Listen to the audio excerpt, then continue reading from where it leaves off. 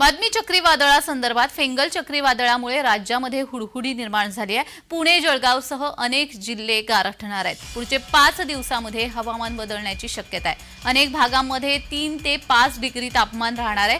पश्चिम बंगालच्या उपसागरामध्ये फेंगल चक्रीवादळ घुमगावत आहे आणि यामुळे गुजरातपासून काही किलोमीटरवर सायक्लोनिक सर्क्युलेशन सारखी स्थिती निर्माण होती आहे। त्यामुळे पुढच्या 48 तासांमध्ये महाराष्ट्रातील काही भागांवर त्याचा परिणाम होण्याची शक्यता हवामान खात्याने वर्तवली आहे। त्यामुळे पश्चिम आणि उत्तर महाराष्ट्रातील तापमान 3 ते 5 डिग्री पर्यंत उतरण्याची शक्यता आहे।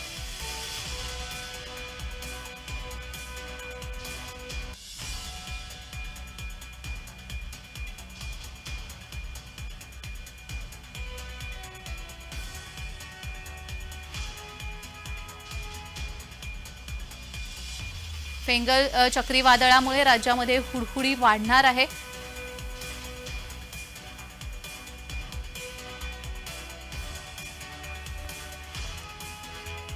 तर राज्यामध्ये हुडहुडी वाढणार आहे। या चक्रीवादळामुळे राज्यामध्ये गारठा वाढणार असल्याचं सांगितलं जात आहे। पश्चिम बंगालच्या उपसागरामध्ये हे फेंगल चक्रीवादळ तयार झालंय।